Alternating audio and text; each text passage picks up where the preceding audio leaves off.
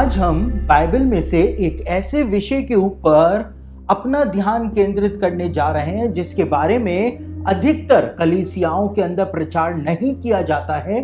और क्योंकि उस विषय के ऊपर कलीसियाओं में बिल्कुल भी प्रचार नहीं किया जाता है, मसीहों को उस विषय के बारे में बिल्कुल भी नहीं बताया जाता है, इस वजह से भारतीय मसीही जो हैं वो एक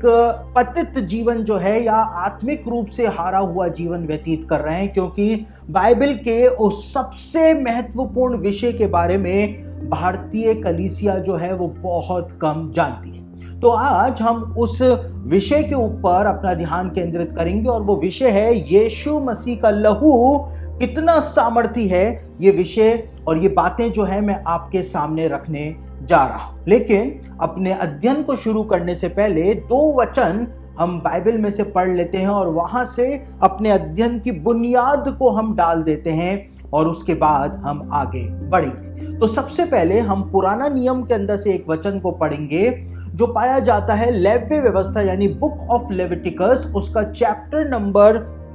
17 का 11 मैं आपके सामने पढ़ रहा हूं, यानी लेव्य व्यवस्था 17-11 आपके सामने पढ़ रहा हूं। यहां पर क्या लिखा हुआ है,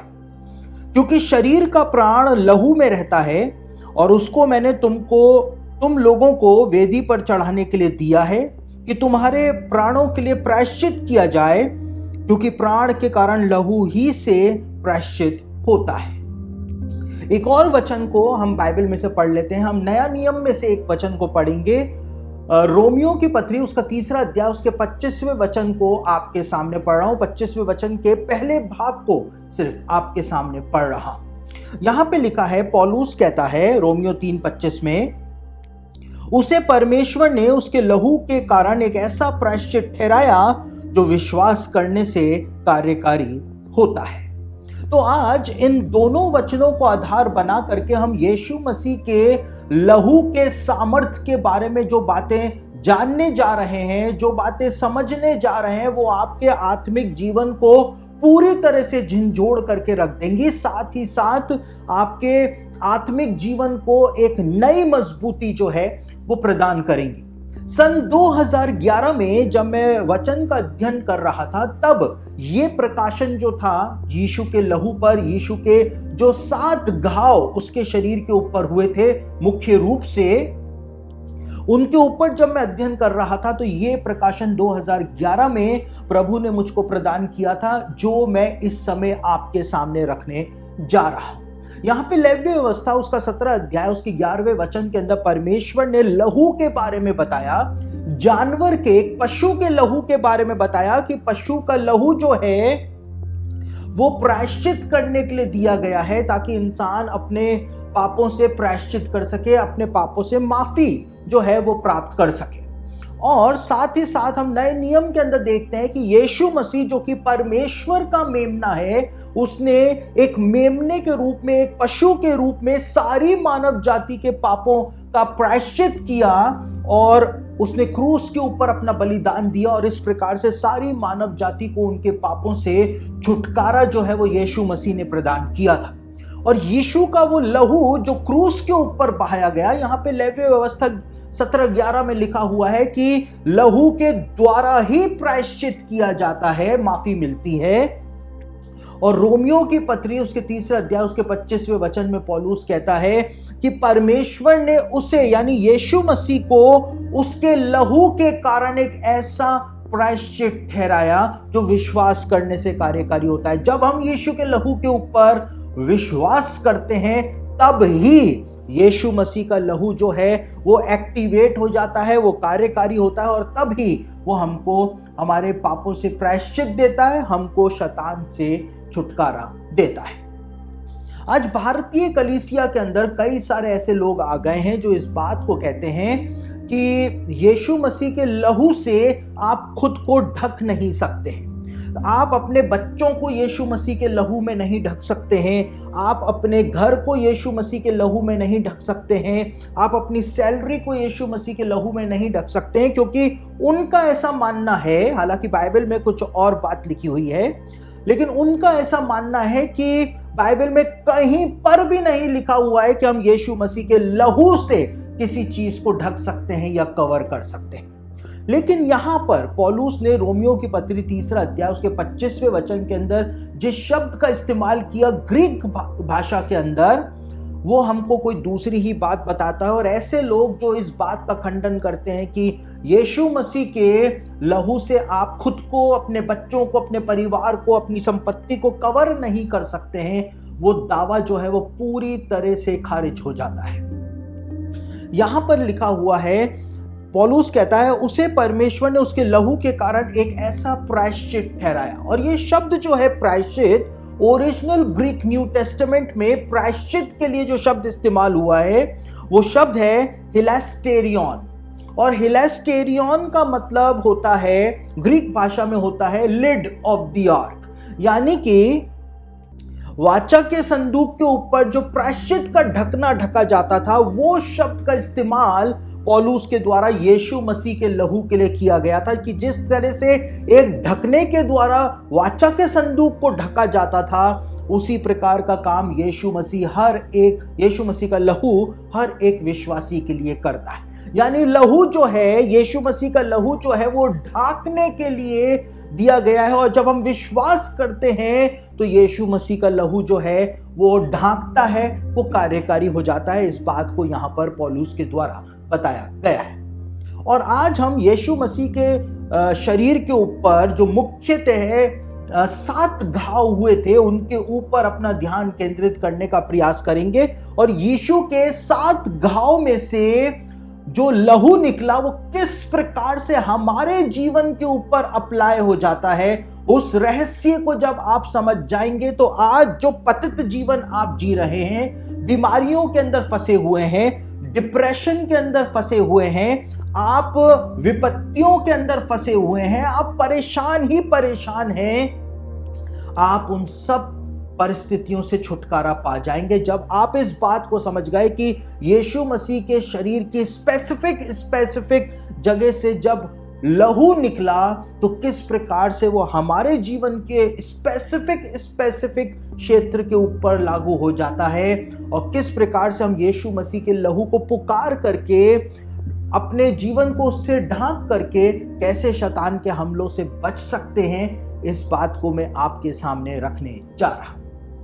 बाइबल में बताया हुआ है कि पहला स्थान, पहली जगह जहां से यीशु मसीह के शरीर में से खून निकला था, लिखा हुआ है यीशु मसीह को कांटों का मुकुट जो है वो पहनाया गया था। और कांटों का मुकुट जैसे ही यीशु मसीह को पहनाया गया तो यीशु मसीह के सिर में से खून जो है वो निकला था।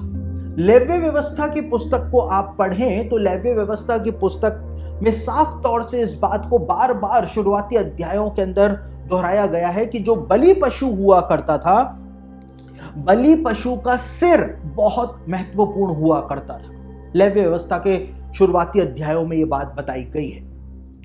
और बलि पशु का जो सर हुआ करता था वो महत्वपूर्ण होता था, क्योंकि जो भी बलिदान चढ़ाता था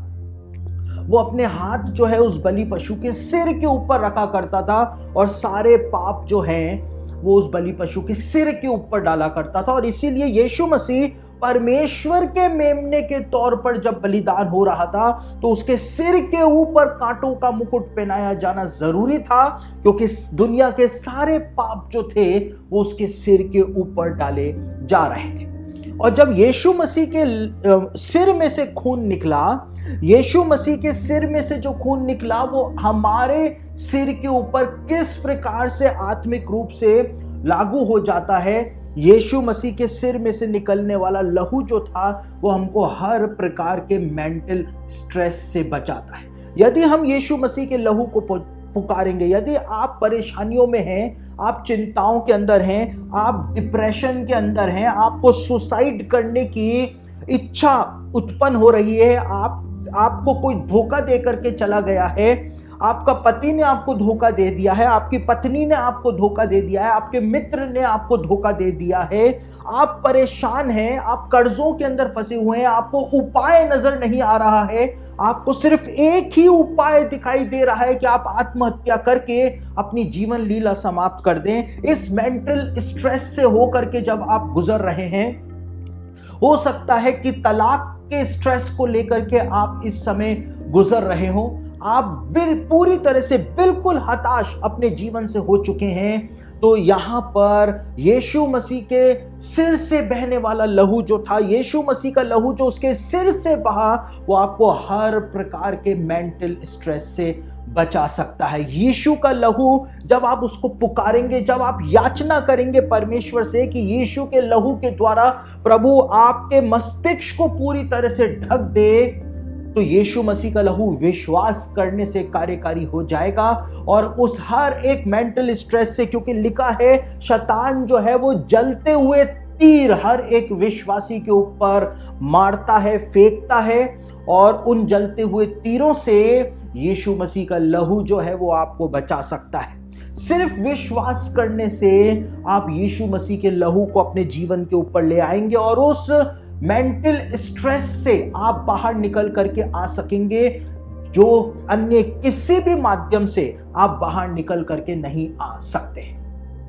मैं मेरी व्यक्तिगत गवाही इस विषय में आपको बताऊं तो कई बार मैं ऐसी जगहों के ऊपर रहा हूं जो डीमन पोजेस्ड थी, यानी कई सारे घर या कई सारे कमरे जो हैं जिनमें मैं रहा अपने जीवन के सेवकाई के शुरुआती समय में, जो दुष्ट आत्मा ग्रसित थे। घर दुष्ट आत्मा ग्रसित होते हैं, ये पिछले एक अध्ययन में जो डीमनोलॉजी पर मैंने दिया था उसमें मैंने इस बात को बताया था, और मुझको ये बात पता भी थी क्योंकि उन घरों के अंदर जब डीमंस अपने आप को मैनिफेस्ट करते थे तो वहां पर जो मैनिफेस्टेशन के काम वो करते थे, उससे मुझको पता चल जाता था कि इन घरों के अंदर या इन कमरों के अंदर डीमन जो है, दुष्ट आत्मा जो है वो पाई जाती है। और मेरी मजबूरी होती थी कि मुझको वहीं पर ही रहना होता था, क्योंकि जीवन के शुरुआती समय में मैंने बहुत स्ट्रगल सेवकाई के अंदर किया, बहुत स्ट्रगल अपने जीवन के अंदर किया था। तो मजबूरी होती थी क्योंकि मेरे पास इतने पैसे नहीं होते थे कि मैं दूसरी जगह पे जा करके और कहीं और जाकर के वहां पे महंगा किराए के ऊपर कोई दूसरा घर या कमरा ले लूं, तो मुझको वहीं पर ही रहना होता था। और मुझको पता होता था कि यहाँ पर दुष्ट आत्मा है, और मैं सिर्फ यीशु मसीह के लहू से अपने आप को ढकता था और यीशु मसीह के लहू से अपने आप को ढक करके सोता था। और मैं आपको बताऊं, आज तक कभी भी किसी भी दुष्ट आत्मा जो है उसने मेरे ऊपर वो हमला नहीं कर पाई, क्योंकि मैंने यीशु मसीह के लहू को विश्वास के साथ ग्रहण किया था। और लिखा है पौलुस ने कि जब एक बार विश्वास के साथ उसको हम पुकार लेते हैं तो वो विश्वास करने से कार्यकारी हो जाता है। यीशु का लहू जो है वो एक्टिवेट हो जाता है और उसके बाद वो सामर्थ जो है वो प्रकट होती है। किसी भी दुष्ट आत्मा के अंदर इतना सामर्थ नहीं है कि वो यीशु मसीह के लहू को हरा करके आपको हानि पहुंचा सके, क्योंकि यीशु मसीह का लहू पवित्र है, यीशु मसीह का लहू सामर्थी है। तो यदि आप मेंटल स्ट्रेस में हैं तो याद रखें, यीशु के सिर से खून निकला था और यीशु का वो घाव जो उसके सिर के ऊपर हुआ, उसमें से बहने वाला लहू जो है आपको हर प्रकार के मेंटल स्ट्रेस से, चाहे वो कितना ही बड़ा मेंटल स्ट्रेस क्यों ना हो, आप कर्जे में फंसे हुए हैं, ब्याजखोर आपको मारने के लिए घूम रहे हैं, लेकिन उसके बावजूद उस मेंटल स्ट्रेस से यीशु मसीह आपको बाहर निकाल सकता है। उसके बाद जब हम आगे बढ़ते हैं तो यीशु मसीह के चेहरे से खून निकला था, क्योंकि यीशु मसीह की दाढ़ी को नोच लिया गया था, उसको मुक्के मारे गए थे, उसको चांटे मारे गए थे। और लिखा है यशाया उसका 50 अध्याय उसके 6 वचन के अंदर, यशाया ने इस बात की भविष्यवाणी पहले से ही कर दी थी। यशाया उसका 50 अध्याय उसके 6 पद में लिखा है, मैंने मारने वालों की ओर अपनी पीठ और गलमोच नोचने वालों की ओर अपने गाल किए, अपमानित होने और थूकने से मैंने मुंह ना छिपाया। यहां पर लिखा हुआ है कि यीशु मसीह जब आएगा तो उसकी दाढ़ी जो है, उसकी मूछें जो हैं उनको नोच लिया जाएगा। और हमको दिखता है सुसमाचारों में कि पूरी रात यीशु मसीह को मारा गया था, उसको पीटा गया था। और यीशु मसीह के चेहरे से जो खून निकला, ये चेहरा जो होता है ये हमारे जीवन को सोसाइटी के अंदर दर्शाता है। चेहरा जो है हमारा प्रतिनिधित्व करता है समाज के अंदर, चेहरा जो है हमारे जीवन का प्रतिनिधित्व करता है। और इसीलिए यीशु मसीह ने जब उपवास के बारे में शिक्षा दी तो यीशु ने कहा उपवास के समय तू अपने सिर में तेल लगा और अपना मुंह धो, यानी कि पवित्र आत्मा का तेल, पवित्र आत्मा का सामर्थ्य उपवास के अंदर प्राप्त कर और अपना मुंह धो, यानी कि अपना जीवन चरित्र जो है उसको साफ कर, तो तेरा उपवास रखना जो है वो सफल होने पाएगा। और वही बात यीशु मसीह के चेहरे से जब खून निकला तो यीशु मसीह का चेहरा जो है वो हमको हमारे जीवन चरित्र जो है उसको बचाने के अंदर हमारी मदद करता है। यदि आप अपने जीवन के ऊपर यीशु मसीह का लहू अप्लाई कर देंगे, आप प्रतिदिन इस बात को कहेंगे कि मैं मेरे पूरे जीवन को यीशु मसीह के लहू के अंदर कवर कर देता हूं, ढक देता हूं या ढक देती हूं, तो यीशु मसीह का लहू जो है वो विश्वास करने से कार्यकारी हो जाएगा। लोग जो हैं जो आपका नुकसान करना चाहते हैं, लोग जो हैं जो आपका अपमान करना चाहते हैं या अपमान कर रहे हैं, यहाँ पे लिखा है कि मैंने अपमानित होने के लिए अपना मुंह जो है वो नहीं छुपाया, लोगों ने मेरे मुंह पर थूक दिया। यीशु मसीह के मुंह पर थूका गया था। तो जब यीशु मसीह ने वो सारी पीड़ाओं को उठाया, जब यीशु मसीह के चेहरे के ऊपर थूक दिया गया, यीशु मसीह के चेहरे से जब लहू निकल गया, तो वो आपके जीवन की उन सारी परिस्थितियों के ऊपर वो लहू जो है वो अप्लाई हो जाता है। पर हमारे पूरे जीवन को यीशु मसीह का लहू जो है वो प्रोटेक्ट करता है। आपके चरित्र को, आपके कैरेक्टर को यीशु मसीह का लहू जो है वो प्रोटेक्ट करेगा। आप अपने कैरेक्टर को प्रोटेक्ट नहीं कर सकते हैं, क्योंकि आप कितना भी पवित्र जीवन जी लें, आप कितना ही बाइबल के अनुसार बाइबल की आज्ञाओं का पालन कर लें, लेकिन आपसे जलने वाले जो हैं वो निरंतर आपके कैरेक्टर को बदनाम करने का प्रयास करेंगे, आपके चरित्र का हनन करने का वो प्रयास करेंगे। तो जब आप अपने जीवन को यीशु मसीह के लहू के पीछे छिपा करके रखेंगे, तो यीशु मसीह का लहू जो है आपके चरित्र को बचा करके रखेगा, आपको पाप में पड़ने से बचाएगा, आपकी इज्जत को, आपका जो सम्मान है उसको यीशु मसीह का लहू जो है वो प्रोटेक्ट करेगा। आपकी पहचान को यीशु मसीह का लहू जो है वो प्रोटेक्ट करेगा। यशाया उसके 49 के 5 के अंदर एक बात लिखी हुई है जो मुझको बहुत ज्यादा पसंद आती है। वहां पर इस बात को बताया है कि परमेश्वर के लोगों का अनादर जो है, उनका अपमान जो है वो दुनिया के लोगों के द्वारा किया जाता है, लेकिन परमेश्वर वहां पर क्या कहता है? यशाया 49 के 5 के अंदर लिखा हुआ है, क्योंकि यहोवा की दृष्टि में मैं आदर योग्य हूं और मेरा परमेश्वर मेरा बल है। यानी दुनिया के लोग आपका अपमान करें तो करें, लेकिन यदि आपने अपने जीवन को यीशु मसीह के लहू में ढका हुआ है और आप परमेश्वर की आज्ञाओं का पालन कर रहे हैं, तो परमेश्वर गवाही देता है। यहां पे लिखा है कि तू मेरी दृष्टि में आदर योग्य है। परमेश्वर की दृष्टि में आदर योग्य होना बहुत बड़ी बात है। परमेश्वर अपने लोगों को आदर देता है, उनको आगे बढ़ाता है। लोग आपकी बदनामी करते रह जाएंगे, लोग आपको कोसते रह जाएंगे, लोग आपको नीचा दिखाते रह जाएंगे, लेकिन क्योंकि आप यीशु के लहू से अपने जीवन को, अपने चरित्र को, अपने पूरे लाइफ को जब ढक करके चलेंगे,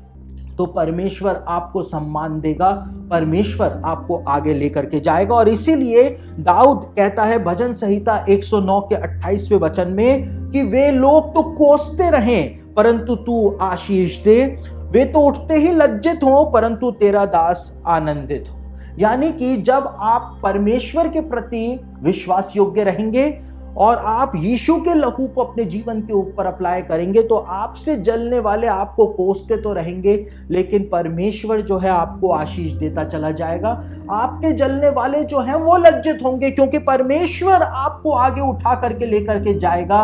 और आप जो है वो आनंदित होते चले जाएंगे। आप जो है परमेश्वर की महिमा करते चले जाएंगे, यदि आपका जीवन यीशु मसीह के लहू के अंदर ढका हुआ होगा। तो यीशु मसीह के चेहरे से जब खून निकला तो वो आपके जीवन चरित्र के ऊपर आप अप्लाई कर सकते हैं। यीशु का वो घाव आपके जीवन चरित्र का निर्माण करता है, आपको पाप में गिरने से बचाता है, आपको परमेश्वर के मार्गों में चलने में सहायता करता है, क्योंकि बिना यीशु के, जैसा यीशु मसीह ने खुद कहा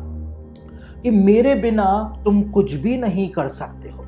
तो यीशु मसीह के बिना यदि आप एक जयवंत मसीह जीवन जीने का प्रयास कर रहे हैं तो वो हो ही नहीं सकता है। आपको यीशु मसीह के साथ ही वो विक्ट्री जो है आत्मिक जीवन के अंदर मिलने पाएगी। उसके बाद तीसरी जगह जहां से यीशु के शरीर में से खून निकला था, यीशु की पीठ के ऊपर जब कोड़े मारे गए थे तो वहां से खून निकला था। और जब यीशु की पीठ के ऊपर कोड़े मारे गए तो उससे हमको क्या मिला, ये बात सब जानते हैं। यशाया उसका 53 अध्याय उसके 5वें पद के अंदर लिखा हुआ है। आइजाया 53:5 के अंदर लिखा है, परंतु वह हमारे ही अपराधों के कारण घायल किया गया,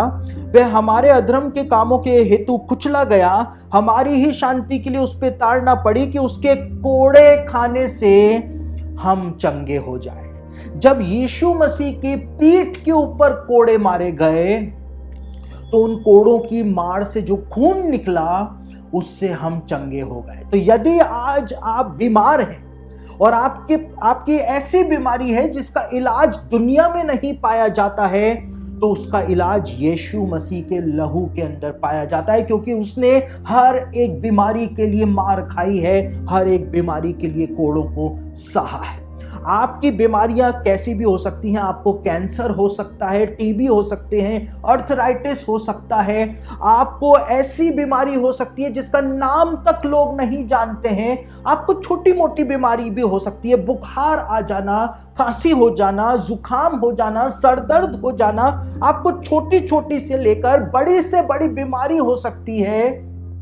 लेकिन उन सब का जवाब यीशु के लहू के अंदर मौजूद है, क्योंकि उसकी पीठ में से लहू बहा था। इसलिए यीशु मसीह जो है वो हर एक बीमारी से चंगाई प्रदान करता है, उसका लहू चंगाई प्रदान करता है। जब आप एक बार यीशु मसीह के लहू को अपने जीवन के ऊपर अप्लाई कर लेंगे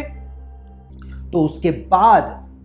विश्वास करने से यीशु मसीह का लहू जो है वो कार्यकारी हो जाएगा। लेकिन चंगाई पाने के बारे में एक बहुत महत्वपूर्ण बात बाइबल के अंदर बताई हुई है। आप यीशु मसीह के लहू को प्लीड कर रहे हैं, आप यीशु मसीह के लहू की याचना कर रहे हैं, उसको अपने जीवन के ऊपर अप्लाई कर रहे हैं, विश्वास के साथ अप्लाई कर रहे हैं, लेकिन उसके बावजूद चंगाई नहीं मिल रही है, तो फिर ऐसा कैसे हो रहा है? बाइबल में एक बहुत महत्वपूर्ण बात बताई हुई है जिसको हम ना तो मानना चाहते हैं, ना उसको जानना चाहते हैं और ना उसके बारे में सुनना चाहते हैं। मत्ती रचित सुसमाचार उसका 9 अध्याय उसके 2 वचन में एक झोले के मारे हुए को यीशु मसीह के पास लाया गया, और उसके बाद मत्ती रचित सुसमाचार 9 अध्याय 6 और 7 वचन के अंदर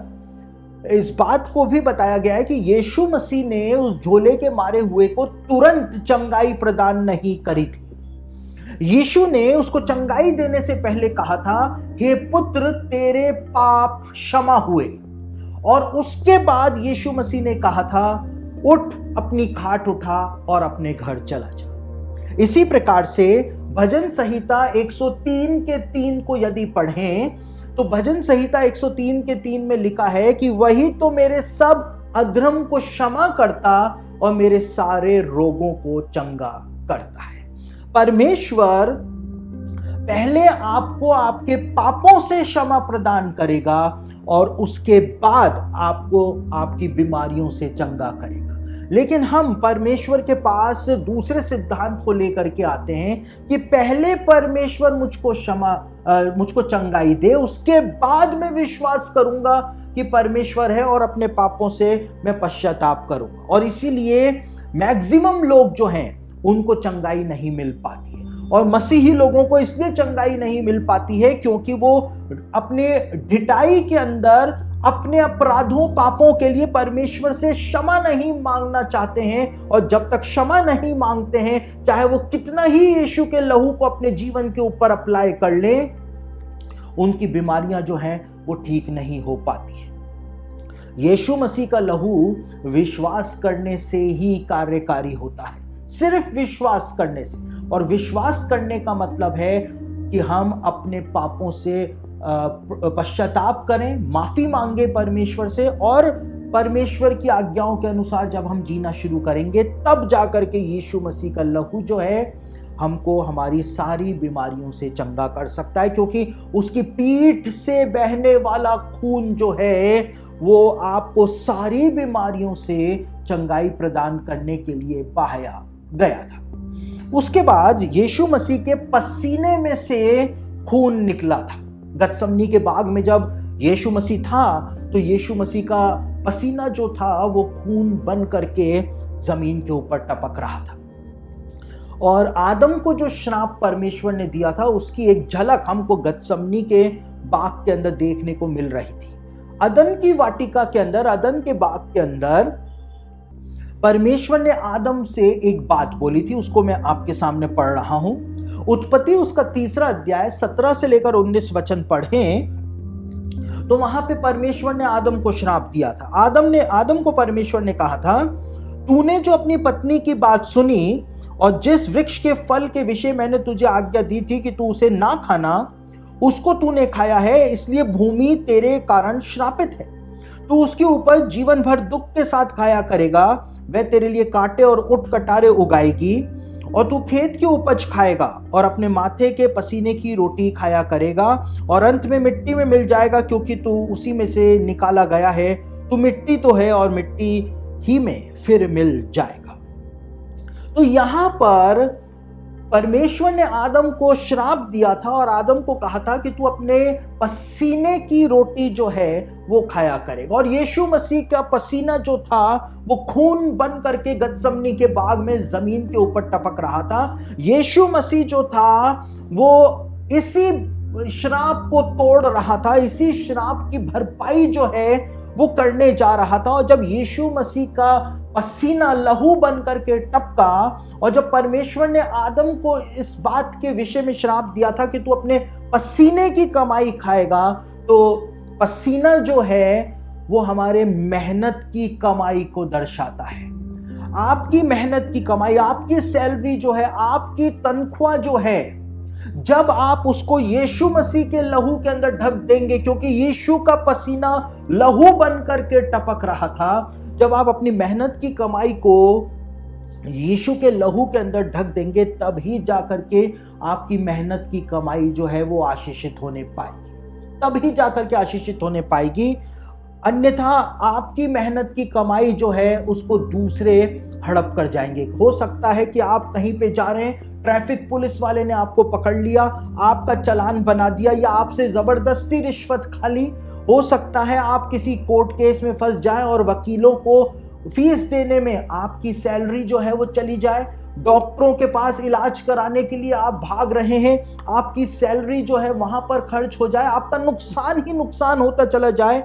कई सारे लोगों को ब्लैकमेल लोग करते हैं और उनसे पैसा ऐंठ लेते हैं। कई सारी पत्नियां जो हैं वो झूठे झूठे दहेज के केस लगा करके पति को फंसा देती हैं और उसके बाद वो अच्छी खासी रकम कोर्ट के माध्यम से पति से वसूल कर लेती हैं। तो आपका कहीं नुकसान ना हो, आपके परिश्रम की कमाई कोई दूसरा अपने घर के अंदर ना रखे। आप जब अपनी सैलरी को यीशु मसीह के लहू के अंदर कवर करेंगे तो व्यवस्था विवरण उसका 28 अध्याय के अंदर परमेश्वर ने प्रॉमिस दिया है कि जब तू मेरी आज्ञाओं का पालन करेगा तो मैं तेरी मेहनत की जो कमाई होगी उसके ऊपर इतनी आशीष दूंगा कि मैं नाश करने वालों को तेरी मेहनत की कमाई जो है, तेरी परिश्रम की कमाई जो है उसको नाश नहीं करने दूंगा। तो ये प्रॉमिस जो है वो परमेश्वर के द्वारा दिया गया है। तो यीशु मसीह का वो घाव जो पसीने के अंदर से उसका लहू जो निकला वो हमको बताता है कि यदि हम हमारे पसीने की कमाई को उसके पसीने की कमाई पर उसके लहू को अप्लाई कर लेंगे तो हमारे परिश्रम की कमाई को कोई भी नुकसान नहीं पहुंचा पाएगा। उसके बाद पांचवा स्थान जहां से यीशु मसीह के खून निकला था, यीशु मसीह के दोनों हाथों के अंदर कीलों को ठोक दिया गया था और खून जो था उसके दोनों हाथों में से निकला था। हाथ जो हैं वो हमारे कामों को दर्शाते हैं। परमेश्वर ने कहा यदि तू मेरी आज्ञाओं का पालन करेगा तो जिस काम में तू हाथ लगाएगा मैं उसमें सफलता प्रदान कर दूंगा। आप दूसरों की मदद कर सकते हैं, आप दान देने के द्वारा दूसरों की मदद कर सकते हैं, अपने कलीसिया में दान देकर के कलीसिया की मदद कर सकते हैं। आप सेवकाई जब कर रहे हैं वो आपका हाथ का काम है, आप उसके अंदर परिश्रम कर रहे हैं, या आप अपनी नौकरी कर रहे हैं उसमें परिश्रम कर रहे हैं, या आपके हाथ के काम है जिनके द्वारा आप परिश्रम कर रहे हैं, चाहे आप सेवकाई कर रहे हो, चाहे आप मदद कर रहे हो किसी की, या दूसरे काम आप कर रहे हो, नौकरी कर रहे हो, आप हॉस्पिटल के अंदर नर्स हो सकती हैं, आप ऑफिस के अंदर काम करने वाले हो सकते हैं, आप रेलवे में काम करने वाले हो सकते हैं, आप मल्टीनेशनल कंपनी में काम करने वाले हो सकते हैं, आप स्कूल में टीचर का काम करने वाले हो सकते हैं। आपके हाथों के कामों को परमेश्वर ब्लेस कर देगा और आपके हाथों का काम बिगड़े नहीं, कोई दूसरा आपकी मेहनत को बिगाड़ने ना पाए। आप यीशु मसीह के लहू से अपने हाथों के कामों को कवर कर लें, अपनी नौकरी को कवर कर लें, क्योंकि जब यीशु के हाथों से खून निकला तो वो आपके जो हाथों के काम हैं उनके ऊपर अप्लाई हो जाता है और आपके हाथों के काम जो हैं वो ब्लेस हो जाएंगे और शैतान के हमलों से बच जाएंगे। देखिए, हमारी जो सेवकाई है उसमें कई सारे ऐसा समय आया जिसमें कई सारे लोग जो थे उन्होंने हमारी सेवकाई को बहुत नुकसान पहुंचाने की कोशिश करी। कई बार बिना वजह बदनाम करने के द्वारा हमारी सेवकाई को नुकसान पहुंचाने की कोशिश करी। कई बार फाइनेंशियली हमको नुकसान पहुंचा करके इस सेवकाई को पूरी तरह से बंद करा देने की उन्होंने प्रयास करे। लेकिन मैंने इस बात को अपने जीवन के सेवकाई के आरंभ में ही सीख लिया था। जब मुझको आत्मिक जीवन का सिर्फ 7 सालों का अनुभव था, उस समय से ही मैं यीशु मसीह के लहू के सामर्थ्य को समझ चुका था और इसीलिए मैं उस समय से ही प्रार्थना करता था और मैं अक्सर इस बात की प्रार्थना करता था कि मैं इस सेवकाई को जो परमेश्वर ने मुझको सौंपी है मैं इसको यीशु मसीह के लहू में कवर करता हूं। और ये प्रार्थना मैं महीने में एक बार नहीं या साल में एक बार नहीं, लेकिन ये प्रार्थना मैं रोज रात को किया करता था और आज भी करता हूं। और इसीलिए ये सेवकाई जो है आज तक बची हुई है, ये सेवकाई आज भी फ्लरिश हो रखी है, क्योंकि परमेश्वर अपना प्रोटेक्शन इस सेवकाई को देता है। कितने ऐसे लोग आ जाते हैं जो धमकियां देते हैं, कितने ऐसे लोग आ गए जिन्होंने इतनी बदनामी करी। कई सारे लोग आज भी फेसबुक के ऊपर मेरी तस्वीर लगा करके उसके नीचे लिखते हैं कि ये शैतान है, और कई सारे लोग मेरे लिए फेसबुक के ऊपर, यूट्यूब के ऊपर लिखते हैं कि सचिन क्लाइव जो है वो शैतान का सेवक है। तो कितनी ही बदनामी कर ली जाए, लेकिन उसके बावजूद परमेश्वर ने इस सेवकाई को आज तक बनाया हुआ है। मेरे हाथों के काम, जो परिश्रम मैंने बीते 25 सालों से जो परिश्रम किया, उसको आज के लोग आकर के चंद मिनटों में जब उसको खत्म करना चाहते हैं, क्यों करना चाहते हैं? क्योंकि वो जलते हैं उन फ्रूट्स को देख करके जो परमेश्वर इस सेवा के द्वारा लोगों के जीवन के अंदर उत्पन्न कर रहा है। तो वो चाहते हैं कि ये सेवा खत्म हो जाए और वो इस जगह के ऊपर आ जाएं। परमेश्वर उनके इंटेंशन को जानता है और वो जानता है कि मैंने इस सेवकाई को यहाँ तक लाने के लिए कितना परिश्रम किया है। और जब मैं इस सेवकाई को रोज रात को यीशु मसीह के लहू में ढकता हूँ, तो कोई भी किसी में भी, चाहे वो दुष्ट आत्मा हो चाहे वो इंसान हो, किसी में भी इतना सामर्थ नहीं है कि वो यीशु मसीह के लहू को हरा करके इस सेवकाई को नुकसान पहुंचा सके। तो यदि आप अपने हाथों के कामों को, जो परिश्रम आप करते हैं, चाहे वो किसी भी फील्ड में हो, आप चाहते हैं कि कोई दूसरा व्यक्ति आपके हाथों के परिश्रम को नुकसान ना पहुंचा सके। यीशु के हाथों में से जब खून निकला तो यीशु के लहू को जब आप अपने हाथों के कामों के ऊपर अप्लाई कर लेंगे तो कोई भी कभी भी आपके हाथों के कामों को नष्ट नहीं कर पाएगा, उसका नुकसान नहीं कर पाएगा। उसके बाद यीशु मसीह के पैरों से खून निकला था, और ये बहुत महत्वपूर्ण बात है। इसको आत्मिक रूप से जब हम अपने जीवन के ऊपर अप्लाई करेंगे तो आप बहुत कुछ समझ सकते हैं। यीशु मसीह के पैरों के अंदर जब कील को ठोका गया और उससे जो लहू निकला, पैर जो होते हैं वो हमारे वॉक ऑफ लाइफ को दर्शाते हैं, यानी हमारे जीवन के चाल चलन को दर्शाते हैं कि हम अपने जीवन के अंदर किस प्रकार से चलते हैं। हमारे चरित्र को, जिस प्रकार से हमारा चेहरा हमारे चरित्र को दर्शाता है, उसी प्रकार से हमारे पैर जो है, हमारा चाल चलन जो है वो हमारे चरित्र को दर्शाता है। और एक बार यदि आप अपने जीवन चरित्र को, अपनी चाल चलन को जब यीशु मसीह के लहू के अंदर ढक लेंगे, तो यीशु के पैरों में कील को ठोका गया था, उसके पैरों में से जो लहू निकला था, यीशु का लहू आपके पूरे चरित्र के ऊपर जब आ जाएगा तो आप पाप में फंसने से और पाप में गिरने से बचने पाएंगे। देखिए, आप पाप में फंसने से और पाप में गिरने से अपने सामर्थ्य से नहीं बच सकते हैं। वो होता है ना कि आपकी विल पावर बहुत स्ट्रांग है, लेकिन यहां पर विल पावर काम नहीं आती है जब पाप में गिरने की बात आ जाती है। सिर्फ परमेश्वर का सामर्थ्य हमको पाप में गिरने से बचा सकता है। बाकी हम अपने सामर्थ्य से, अपनी विल पावर से कभी भी पाप का सामना नहीं कर सकते। और खास तौर से व्यभिचार की परीक्षा का सामना तो, या फॉर्निकेशन की परीक्षा का सामना तो हम कतई नहीं कर सकते हैं अपने सामर्थ्य से। सिर्फ परमेश्वर का सामर्थ्य, पवित्र आत्मा के सामर्थ्य से ही हम उस परीक्षा से बाहर आ सकते हैं, उस परीक्षा से बच सकते हैं। और एक बार जब आप अपने चाल चलन को, अपने चरित्र को, अपने वॉक ऑफ लाइफ को जब यीशु मसीह के लहू के अंदर ढक देंगे, तो यीशु मसीह का लहू जो है आपको पाप में गिरने से भी बचाएगा, शैतान के हमलों से भी बचाएगा, उन परीक्षाओं से भी बचाएगा जो शैतान की ओर से आती हैं, और आप परमेश्वर के विरोध में पाप नहीं करने पाएंगे। और इसीलिए भजन संहिता के अंदर इस बात को दाऊद कहता है कि तू मुझे अपनी विधियों पर चला, अपनी विधियां मुझको सिखा, तभी तो मैं तेरी विधियों का पालन कर सकूंगा, तेरी विधियों के ऊपर मैं चल सकूंगा। हम अपने सामर्थ्य से कुछ भी नहीं कर सकते हैं। जब तक परमेश्वर हमको अपनी विधियां नहीं सिखाता है, हम उन विधियों का पालन भी नहीं कर पाएंगे, और परमेश्वर ही हमको बचाएगा यीशु के लहू के द्वारा। तब जाकर के ही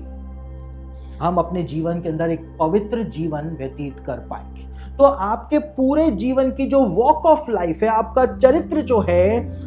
उसको यीशु मसीह का लहू बचा करके रखेगा। और अंतिम जगह, 7वीं जगह जहां से यीशु के खून निकला था, वो 7वां घाव जो है, यीशु की पसली के अंदर जब भाले को मारा गया था, तो वहां से खून जो था वो बह निकला था। और हम अदन की वाटिका में देखते हैं कि आदम की पसली जो थी, उस पसली को जब बाहर निकाला गया था तो उससे एक स्त्री बना दी गई थी, पत्नी बना दी गई थी। तो यीशु का वो लहू जो उसकी पसली से निकला, आपके पत्नी के ऊपर अप्लाई हो जाता है। जब आप अपनी पत्नी के लिए प्रार्थना करते हैं, तो आप उसको जब यीशु मसीह के लहू के अंदर ढकते हैं, कवर करते हैं, तो यीशु मसीह का लहू आपकी पत्नी को, आपके पूरे परिवार को, आपके घर को पूरी तरह से शैतान के हमलों से, दुष्ट आत्माओं से प्रोटेक्ट करेगा। यहूदी परंपरा के अंदर पत्नी जो होती है, उसको पत्नी नहीं कहा जाता है। यह आप लोगों के लिए एक नई बात होगी, लेकिन यहूदी परंपरा के अंदर पत्नी को हमेशा घर कहा जाता है, क्योंकि यहूदियों की मान्यता यह है कि एक घर जो होता है उसका मतलब होता है पत्नी, और पत्नी जो होती है उसका मतलब होता है घर। और यदि किसी घर में पत्नी नहीं है तो वो घर नहीं है, वो सिर्फ एक इमारत है। उस इमारत को घर बनाने वाली पत्नी होती है। इसीलिए पत्नी को हिब्रू मान्यता के अंदर, यहूदी मान्यता के अंदर घर कहा जाता है। और जो पत्नियां होती हैं वो अक्सर इस बात को लेकर के भयभीत रहती हैं, इस बात को लेकर के परेशान रहती हैं कि कहीं उनका जो पति है वो किसी दूसरी महिला, किसी दूसरी लड़की की सुंदरता के ऊपर मोहित ना हो जाए, वो उसके साथ विवाह ना कर ले, या इसको तलाक दे करके वो उस स्त्री के साथ ना चला जाए। और इसीलिए जो कई सारी महिलाएं होती हैं वो फिटनेस के ऊपर बहुत ध्यान देती हैं, वो अपने कॉस्मेटिक्स के ऊपर बहुत ज़्यादा ध्यान देती हैं ताकि उनका पति जो है उनकी तरफ खिंचा रह सके। लेकिन पतरस ने एक बात बताई है, उसको मैं आपके सामने पढ़ रहा हूं। पहला पतरस 3 अध्याय 5 से लेकर 6 वचन के अंदर लिखा हुआ है, और पूर्व काल में पवित्र स्त्रियां भी जो परमेश्वर पर आशा रखती थी अपने आप को इसी रीति से संवारती और अपने अपने पति के अधीन रहती थी, जैसे सारा इब्राहिम की आज्ञा में रहती थी और उसे स्वामी कहती थी। सो तुम भी यदि भलाई करो और किसी प्रकार के भय से भयभीत ना हो तो उसकी बेटियां ठहरोगी। यहां पे लिखा है किसी भी प्रकार के भय से भयभीत ना हो। यदि एक पत्नी, क्योंकि पत्नी जो है वो पति की पसली से निकली है, तो पति अपनी पत्नी को यीशु मसीह के लहू में कवर कर सकता है, और पत्नी जो है अपने पति को यीशु मसीह के लहू में कवर कर सकती है, क्योंकि वो अपने पति की पसली से निकली है, जैसा कि माना जाता है।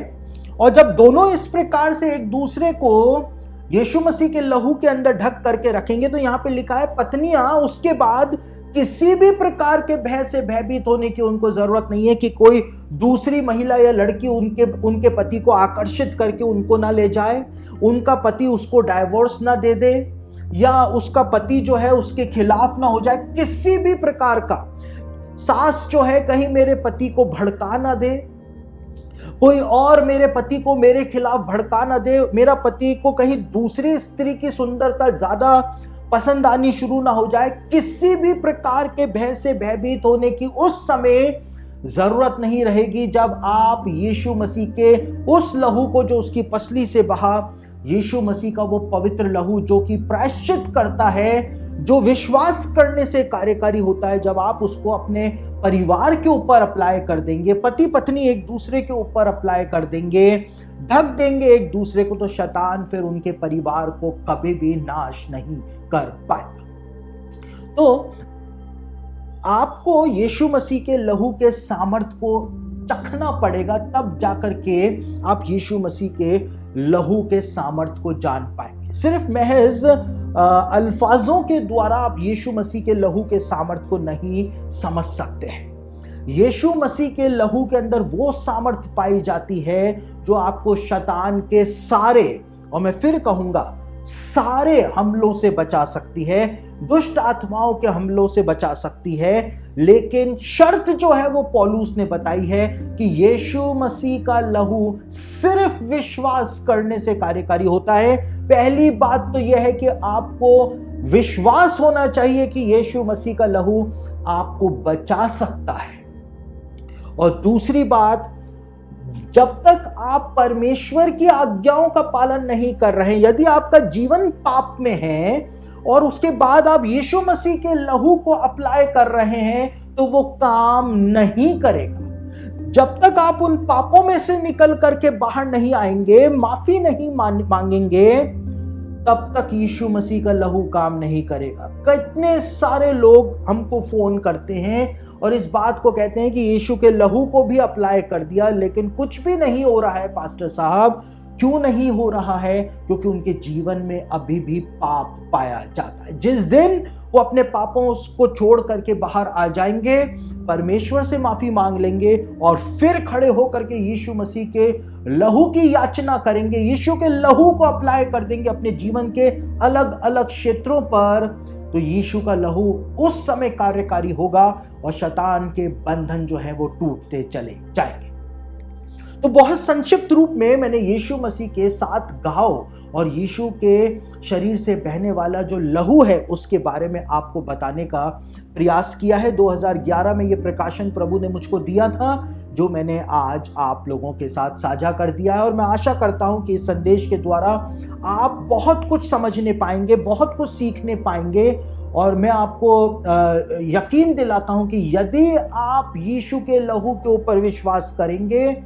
और बाइबल के मापदंडों के अनुसार विश्वास करेंगे, तो यीशु का लहू आपको हर एक मुश्किल से आजाद कर देने में सामर्थ्य है।